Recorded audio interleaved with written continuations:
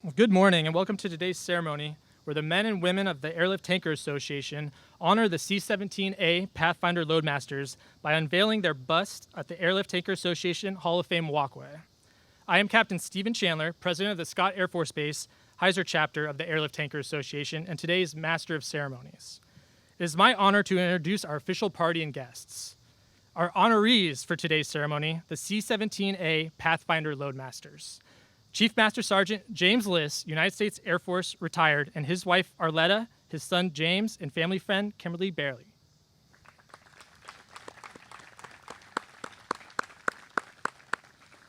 Chief Master Sergeant Michael M. Welsh, United States Air Force, retired, and his wife Candace, his Aunt Donna and Uncle Donald, cousins Teresa and Gary, and family friends Chief Master Sergeant John Akers, his wife Beverly, and grandson Senior Airman Brendel, who's, by the way, is a boom operator here at Scott Air Force Base in the 906th Air Refueling Squadron.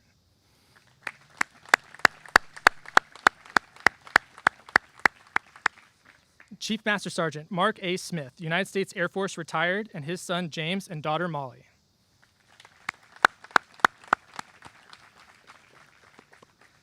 Our official party, the Commander, Air Mobility Command, General Carlton D. Everhart II.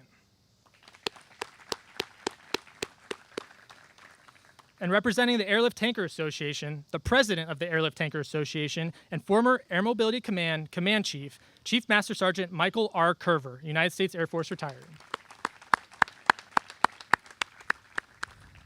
We also want to welcome all our other distinguished guests with us today. The former Chief of Staff, United States Air Force, the former Commander-in-Chief, United States Transportation Command, and Commander, Air Mobility Command, General Ronald R. Fogelman, United States Air Force, retired.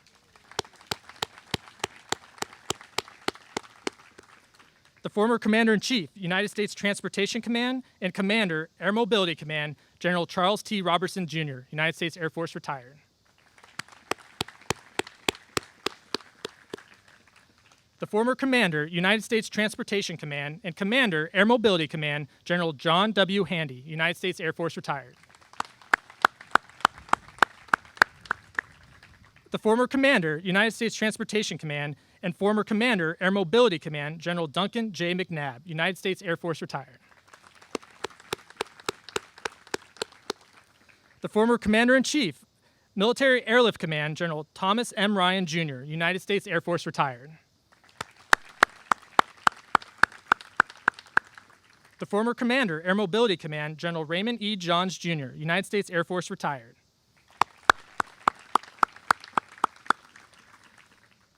The Commander, 18th Air Force, Lieutenant General Samuel D. Cox, and his wife Tammy.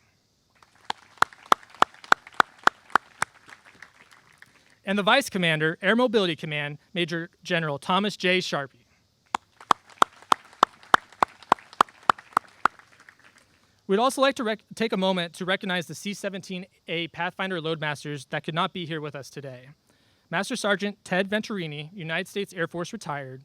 Chief Master Sergeant Dave Fincher, United States Air Force, retired. And the late Chief Master Sergeant Bill Cannon, United States Air Force, retired.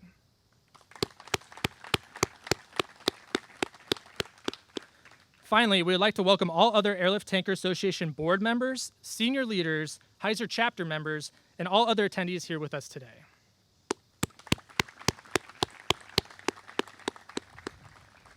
So for those of you not familiar with the Airlift Tanker Association Hall of Fame walkway, I would like to take a moment to point out some of its features. The walkway consists of three major sections.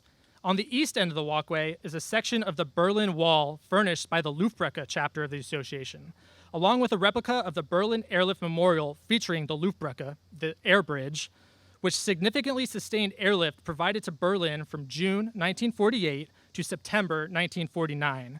This year marks the 67th anniversary of that effort. At the center of the walkway are both the airlift and tanker memorials commemorating those who have given their lives conducting airlift and tanker missions for our country and our freedom. On the west end of the walkway is a memorial honoring the heroic actions and selfless sacrifices made by fellow Americans on September 11th, 2001. An authentic steel beam from the ruins of the World Trade Center rests atop a polished steel replica of the Twin Towers, a piece reunited with its whole. and serves as a foundation to the beliefs that bind our nation: life, liberty, and the pursuit of happiness. All of these memorials are connected by the Hall of Fame walkway. This walkway symbolizes the significant contributions of the men and women inducted into the Airlift Tanker Association Hall of Fame. Those honored are inducted into the Hall of Fame annually by the Airlift Tanker Association and are represented by a bronze bust on the pillars lining the walkway. Today, we stand on the shoulders of giants who went before us, and we recognize the latest inductees into the Hall of Fame, the C-17A Pathfinder Loadmasters. Ladies and gentlemen, Chief Curver. Thanks, sir. So my 13 years at Scott, my golfer sense says we have about 30 minutes, sir. I'll talk quick. Joe Everhart, thanks so much for being here this morning, especially for bringing all your friends down in the third row. I don't think they're used to that. I think it's usually the front row. I look out and see those great generals. The Airlift Tanker Association as a group, we deeply appreciate the support you've given us in our convention over the years. Captain Chandler, thank you so much for your leadership and for the tremendous job your chapter has done putting this event together for us today. The Heiser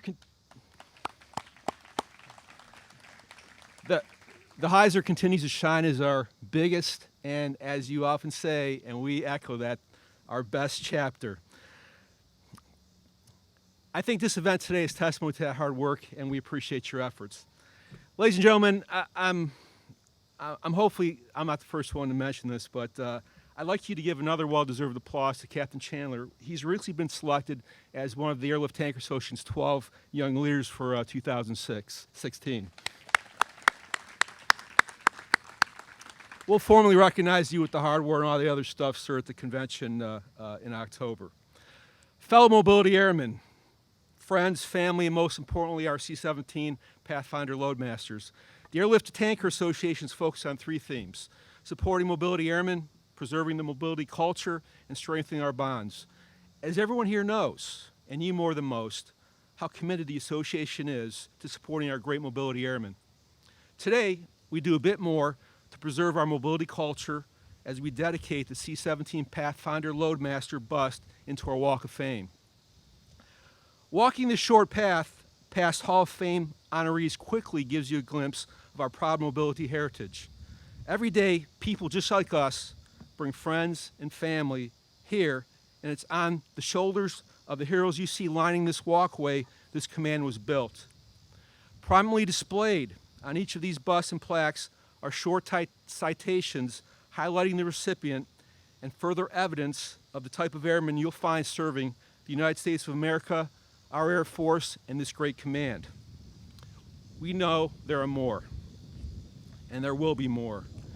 In 1988, the Airlift Tanker Association established the Hall of Fame Award to honor individuals and mission groups demonstrating superior and sustained performance to the advancement of air mobility. This annual award recognizes the outstanding achievements of our very best airmen and is the absolute highest honor this association can bestow on any individual or group. I'm privileged this morning to represent our association, and we sincerely congratulate Chief Cannon, Chief Fincher, Chief Welch, Chief Liss, Chief Smith, and Master Sergeant Venturi as our newest Hall of Fame inductees. At our convention this past October, we formally unveiled the Pathfinder Loadmaster bust, culminating a nomination and selection process that started way back in January of 2015. During the Hall of Fame award dinner, we described in detail the collective efforts of the C-17 Pathfinder Loadmasters and their mission-impacting contributions to the design, development, production, testing, and evaluation of the cargo compartment of one of the greatest mobility aircraft ever built. With 150 years of combined experience and over 55,000 flying hours in 21 different aircraft between them, the unique backgrounds of our Pathfinder Loadmasters proved critical to ensuring the one Loadmaster concept became reality. Through their extraordinary effort and dedicated service, the Pathfinder Loadmasters have earned the bronze bust we will unveil today and forever place in the Airlift Tanker Walk of Fame. Ladies and gentlemen, thank you for the opportunity to say a few words today and to be part of the latest chapter of our mobility history. Just like all of our past Hall of Famers, our C-17 Pathfinder Loadmasters have given us a spectacular legacy. I thanked our Heiser chapter earlier for a job extremely well done. Ladies and gentlemen, today would also not be possible without Ms. Patty Cost and the AMC protocol staff, and I'd like to thank them and her team for everything they did today.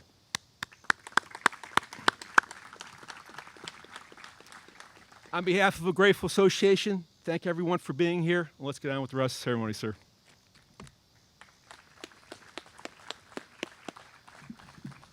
Thank you, Chief Kerber. Ladies and gentlemen, General Everhart.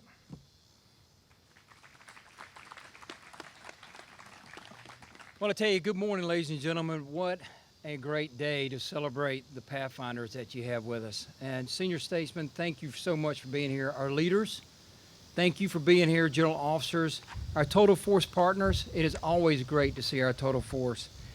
But I would tell you, I want to tell everyone, the weather held off. They told me I had 30-minute speech. I figured now I've got 8. But then I practiced it with my southern accent. It wound up being 30 minutes again, so I'll just work fast to it. Now, before you've heard about this Walk of Fame and before I talk about the inductees, I just want to touch base about the bust one more time. They represent the strength and integrity and a common thread of the mobility enterprise. Here you'll find senior officers as well as enlisted and airmen senior, our civilian heroes. The airmen who had led our command and transformed us from the Air Corps Ferrying Command to Military Airlift Command to Air Mobility Command to what it is today. And these busts represent airmen who perform incredible acts of valor. Airmen who fought to advance global mobility, and airmen who drove innovation for global reach. Today we recognize 6 Pathfinders: the Pathfinder Loadmasters, Chief Master Sergeants Bill Cannon, Dave Fincher, Mike Welsh, Jim Liss, and Mark Smith, but also Master Sergeant Ted Venturini. Together, it was their expertise and their leadership that drove a design and production of one of the most technologically capable aircraft that we have ever had in the mobility inventory. As we honor these 3 gentlemen today, I also like to take a moment to thank their family members, because there's too often times in our business that we don't say thank you for allowing them to do the sacrifices, the long hours, to be able to think through this design, to be able to do the innovative design, and nobody was at home but you keeping the home fires burning. So thank you for your sacrifices. Thank you for allowing all of us to be part of that family and to get this mission accomplished. So thank you so much.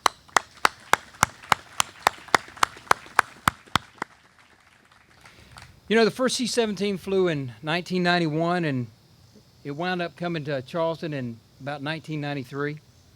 And as you just heard, we celebrated 3 million flight hours on that airplane. Now, I have to, bear with me, I have to go to my notes. 3 million flight hours. That's traveling around the Earth 55,555 times. Or going to the moon over 2,900 times. Or a single C-17 flying nonstop 342 years.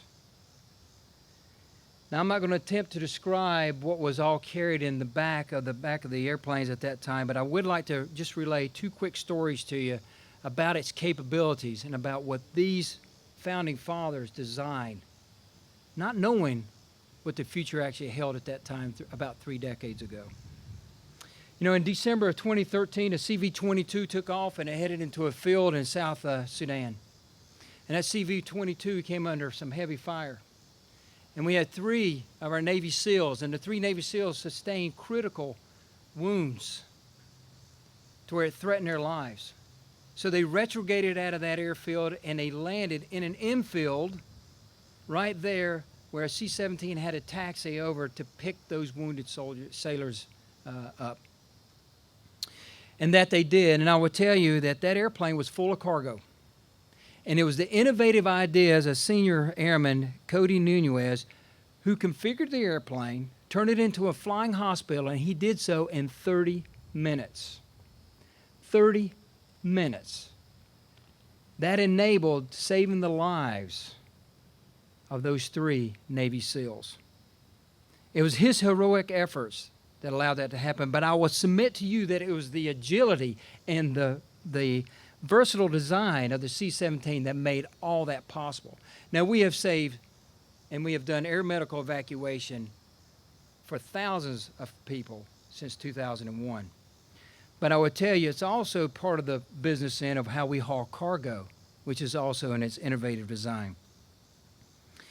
In 2007, Secretary Gates said, hey, we've got this thing that's really protecting Marines, and it's called this mine-resistant ambush-protected vehicle, about 38,000 pounds worth of vehicle, and we need to get these out to the field to Iraq and Afghanistan. So our industrial machine came into work, and we produced over 12,000 of those vehicles. And I will submit to you today that I will tell you that at least 3/4 of those, in my humble opinion, were delivered in the back end of the C-17. When our nation called, Air Mobility Command had the right airlifter to do the job. It's versatile, it's capable, and I'm telling you, it just sneezed at 38,000 pounds. Gentlemen, when you designed the business end of the C-17 3 decades ago, you didn't know exactly what an MRAP was. I don't think you even conceived what an MRAP was. But you did it, and we have an immense capable aircraft because of it. It was your vision and your insight and dedication that allowed Air Mobility Command, as I said, have the right airlifter to answer the call at the right time when our nation needed to do so. You leave behind a legacy in the C-17, but more importantly, an impeccable example to our airmen today. I am confident they will continue in your legacy. Thank you for your lasting contribution. Thank you what you have done to contribute to air power. God bless you. God bless Air Mobility Command, and God bless the United States Air Force.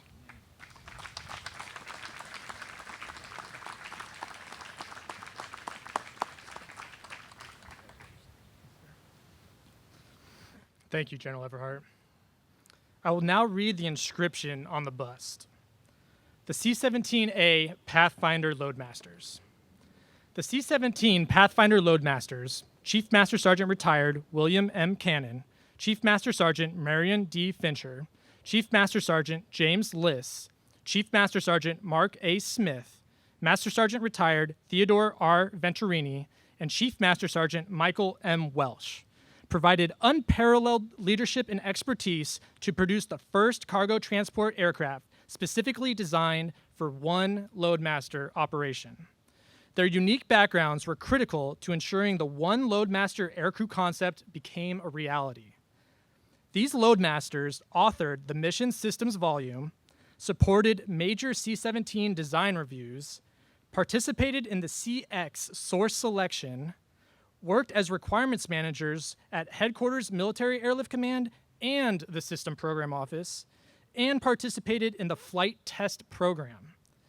The efforts of this key group of Loadmasters led to the revolutionary design improvements on the C-17 Globemaster III and the advancement of America's airlift capability. Airlift Tanker Association Hall of Fame inductees 2015.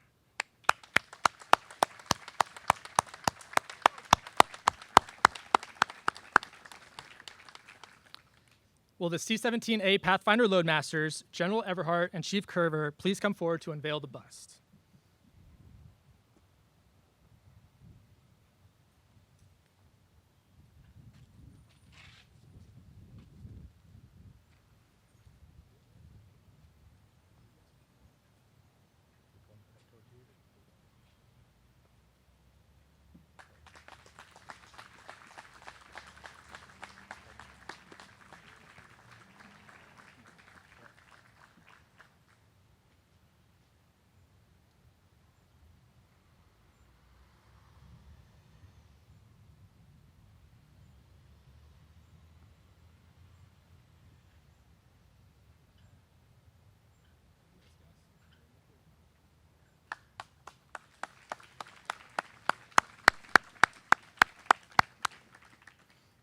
Ladies and gentlemen, Chief Master Sergeant Liss.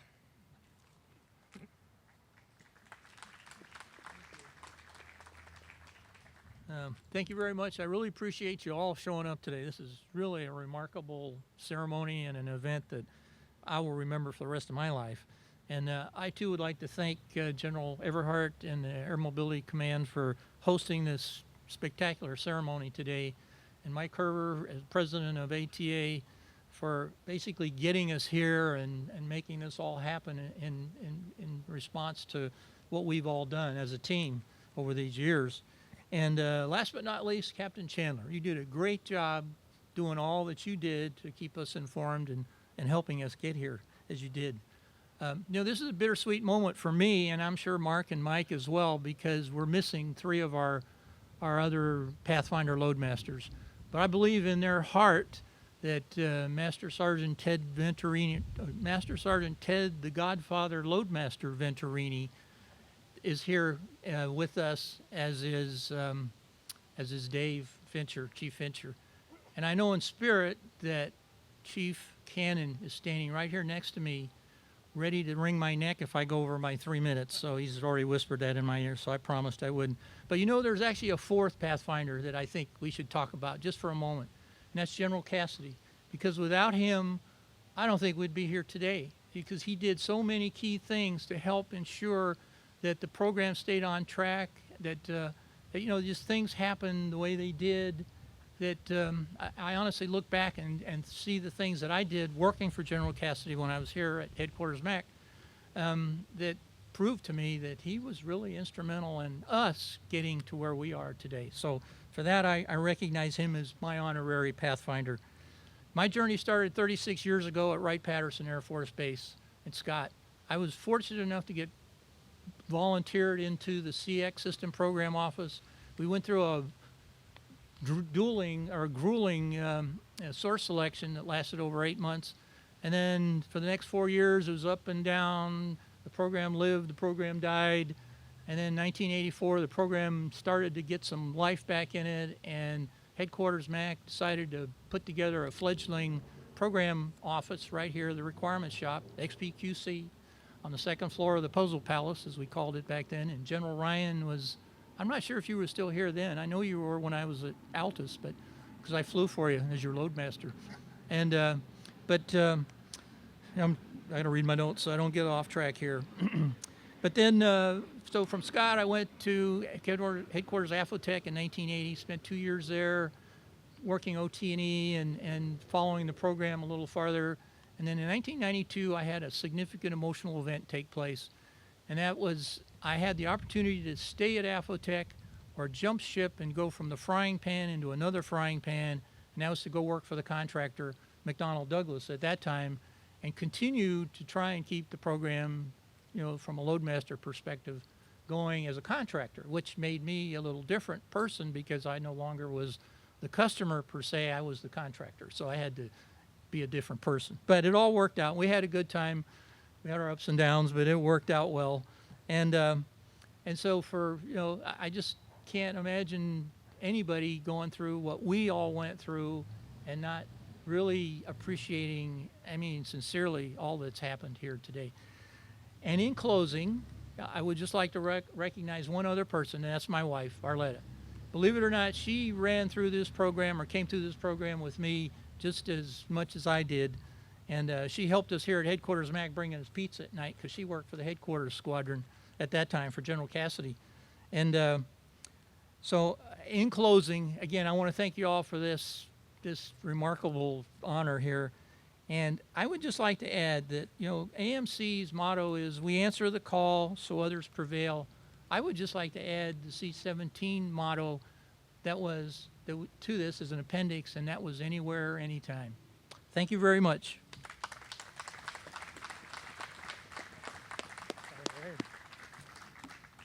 Thank you, Chief Liss. Ladies and gentlemen, Chief Master Sergeant Welsh.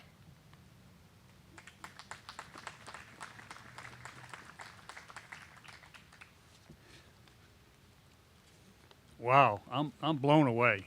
We're getting rained on too, but this is very humbling. I want to take the opportunity to thank the Airlift Tanker Association for this humbled honor that we all received, and the Air Mobility Command for providing this beautiful walkway. Also, very grateful to be able to share this important life event with my family and friends who could not make Orlando. My Uncle Joe and Aunt Donna, my cousin Teresa, and Gary. We almost called him Lane. That's what I called him when we were kids. And also Chief John Akers, we started together in the right pad on the KC-10 program, the early development. And most importantly, my wife, my chief, Candace. I have to tell you, I try to be very quick here. I know you're all getting wet. There are 3 Hall of Fames in my life. Some of you know me, I'm a big baseball nut. Baseball Hall of Fame, the Softball Hall of Fame in Oklahoma City, and of course, ATA Hall of Fame. Ever since I was that small, I always dreamed about being in the major leagues. Well, that didn't pan out too well. I ended up going in the Air Force in 1964. Now, there is a Softball Hall of Fame. It is kind of on the horizon. I have a chance for that. I'm still playing actively as a 7-year-old on a travel tournament team. So never know, I might get to that. But the one, it's very, very important to me now and will be for the rest of my life, is the Airlift Tanker Hall of Fame. Something you never think about when you're doing a job for the Air Force. You know, and being a loadmaster was a very big thing in my life because it all happened by accident. I joined the Air Force to get away from the draft, and I found a home in the Air Force because I could play softball, and they paid me to play softball, and then I got a chance to be a loadmaster. And I said, man, this is all right. So after coming back from Tachikawa, Japan, on a trip that a Master Sergeant Loadmaster took me from Hickam to Tachikawa, he said, well, what do you think? I said, well, I think I'm going to re-enlist and become a loadmaster. So that was the way I ended up doing that and ended up staying in the Air Force.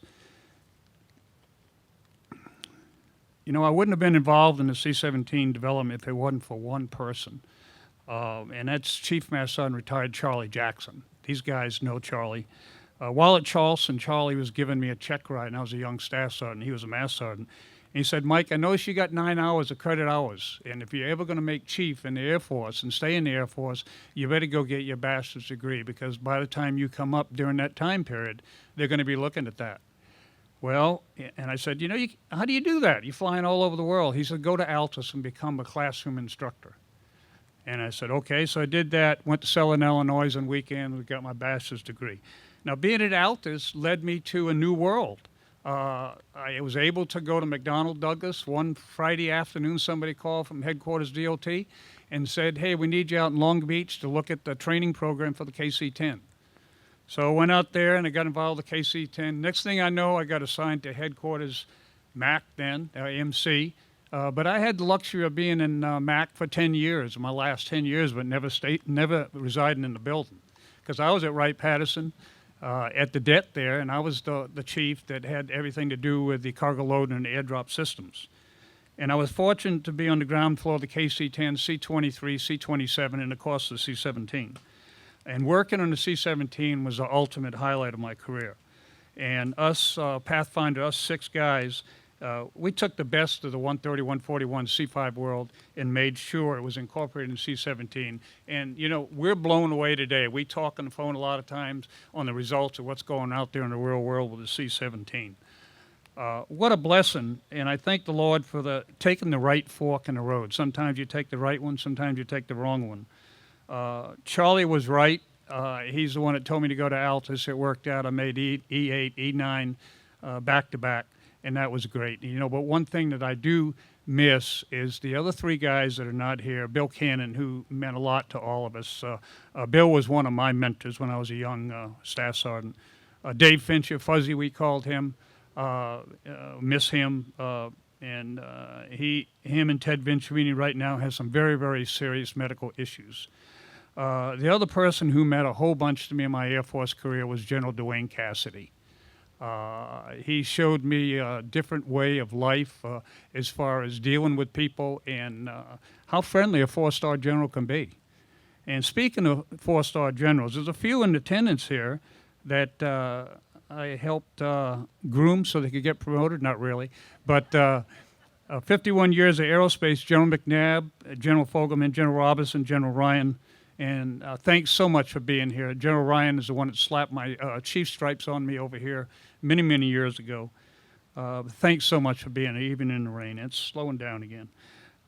Thanks again for this honor, and I'm really blessed, and I'm wowed. I mean, I'm just humbled that this has happened, and really appreciate it very much. Thank you.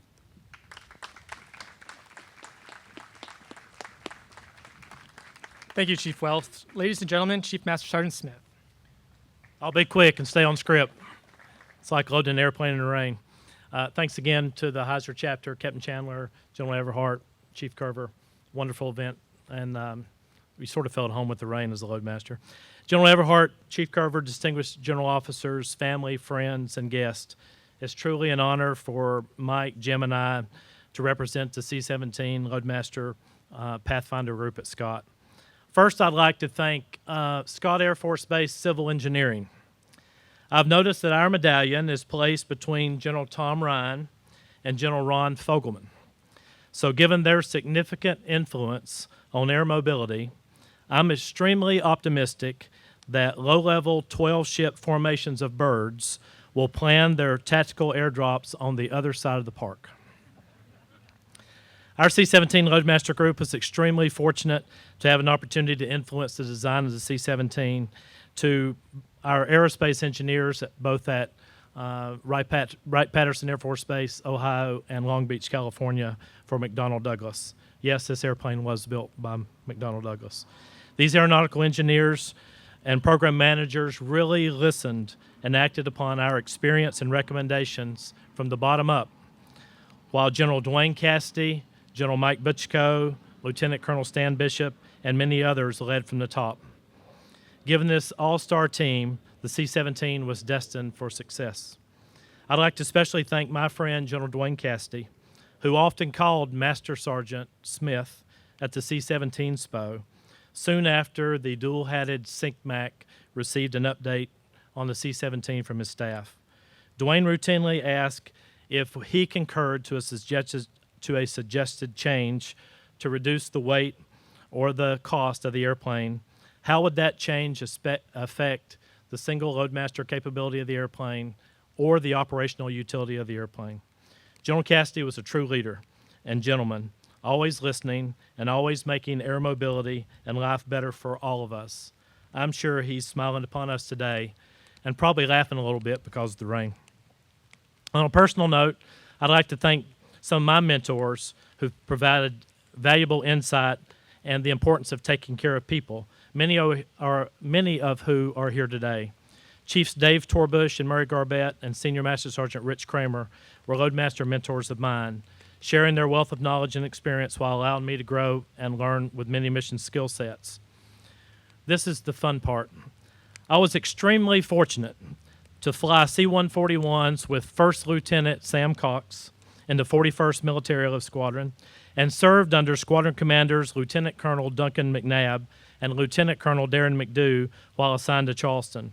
I met General Tom Ryan on one of my first trips to AMC in 1983 and often briefed U.S. Transportation Command General Ron Fogelman as we prepared for the first delivery of the C-17. I flew C-17s with the initial cadre with Captain Dewey Everhart, and I will never forget deploying the first 12 airplanes to Bosnia, flying into that war-torn region with brand new airplanes. I enjoyed serving the Airlift Tanker Association and watching NASCAR races with General John Handy and Chief Mike Curver, and enjoyed planning ATA conventions and other mobility events with General Tony Robertson and General Ray Johns. During recent and current years, I'm enjoying focusing air mobility efforts for the warfighter with Major General Wayne Schatz and Major General Tom Sharpey. As you can see, I have been very blessed with many mentors and friends. I am truly honored to have served with such a professional group of loadmasters, leaders, and friends.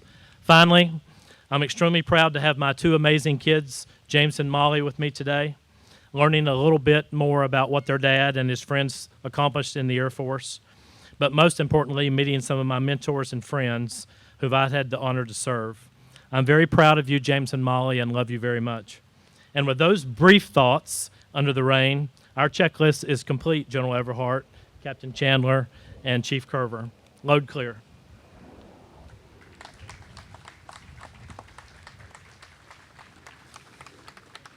All right, thank you, Chief Smith. Ladies and gentlemen, this concludes today's ceremony. Thank you for your help in honoring those who represent our rich history and limitless future of our mobility air forces.